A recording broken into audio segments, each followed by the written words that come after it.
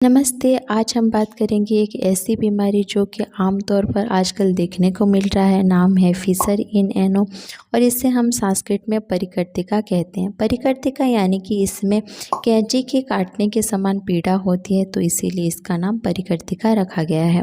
देखिए, किसी भी कारण से अगर आपके मलद्वार में से छोटे छोटे कट यानी कि दरार उत्पन्न हो जाए तो वो फिशर होता है। और ये फिशर ज़्यादातर गुदा के बाहर ही देखने को मिलता है।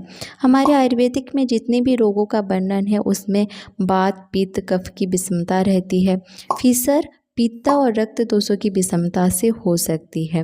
तो ये किन किन लोगों में ज़्यादातर देखने को मिलता है, इसके बारे में हम बात करेंगे।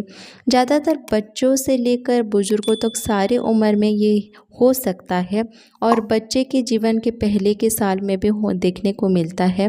यंग लोगों में भी ये हो सकता है और बुजुर्ग जिनका एज हो गया है उनके मलद्वार के क्षेत्र में रक्त प्रवाह की कमी हो जाती है, तो फिशर आंशिक रूप में विकसित होने की संभावना रहती है। प्रेगनेंसी और डिलीवरी के बाद भी फिशर होने की संभावना रहती है। अब बात करेंगे कि फिशर होने में कौन कौन सा वजह है। देखिए, इसमें होने में बहुत से कारण रहता है। मूल रूप में से खान पान और रहन सहन पे ही निर्भर करता है फिशर होने का। और ये उन लोगों में देखने को मिलता है जिनमें ज़्यादातर कब्ज यानी कि कॉन्स्टिपेशन की समस्या रहती हो।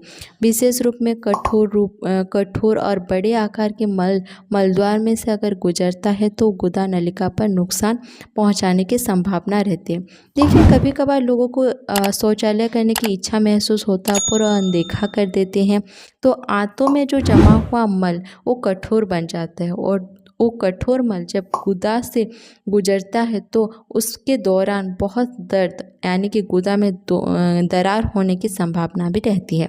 और लगातार दस्त होने से भी फिशर हो सकता है। इन्फ्लामेटरी बाउल डिजीज जैसे कि क्रॉन्स डिजीज, अल्सरेटिव कोलाइटिस में ये होने की संभावना रहती है। और गुदा और मलद्वार में अगर किसी भी कारण से सूजन हो गया हो, किसी कारणवश तो मलद्वार में अगर खरोच आ गया हो तो फिशर हो सकता है। मल त्याग के बाद एनस को अगर कोई भी कठोरता से और अत्यधिक दबाव से पोंछते हैं तो फिशर होने की संभावना रहती है। और ये फिशर ज़्यादातर उन लोगों में देखने को मिलता है जो फाइबर युक्त आहार का कम सेवन करते हैं, पानी कम पीते हैं। ऐसे करने से उनके कॉन्स्टिपेशन की समस्या रहती है और कॉन्स्टिपेशन हो गया हो तो फिशर होने के चांसेस भी बढ़ जाते हैं। कभी कभी सेक्सुअली ट्रांसमिटेड डिजीज जैसे कि सिफिलिस, हर्पीस की वजह से भी गुदा नलिका में संक्रमित होकर फिशर नुकसान पहुंचा सकता है। तो कैसे जानेंगे कि आप फिशर से पीड़ित हो, इसका सिम्टम्स क्या है, इसके बारे में हम बात करेंगे। इसमें पहला सिम्टम्स होता है पेन। मलत्याग के दौरान बहुत पेन होता है और ये पेन कुछ घंटों तक बनी रहती है। कभी कभी मल के साथ खून का आना भी एक सिम्टम्स हो सकता है। और गुदा और जो हमारी एनस के आसपास खुजली होती है, कभी कभी तो तीव्र जलन का महसूस होता है। और इसमें क्या होता है कि एनल स्फिंक्टर की जो मांसपेशियां हैं वो असामान्य रूप से टाइट हो जाती है और अगर ये ज़्यादा दिन तक बनी रहता है तो क्रॉनिक कंडीशन में पहुंच जाता है, जिसमें एक त्वचा में स्किन टैग का दिखाई पड़ता है, जिसे हम सेंटिनल टैग कहते हैं। स्टार्टिंग के स्टेजेस में आप घरेलू इलाज तथा खान पान से ठीक कर सकते हैं, लेकिन अगर ये ज़्यादा दिन रह गया तो दिक्कत कर सकती है, तो आप देर ना करके पास में आयुर्वेद चिकित्सक की सलाह से दवाई ले सकते हैं। और ऐसी स्थिति में कौन कौन से खान पान खाना चाहिए, कौन कौन से घरेलू इलाज लेना चाहिए, इसके बारे में हम अगले वीडियो में बात करेंगे।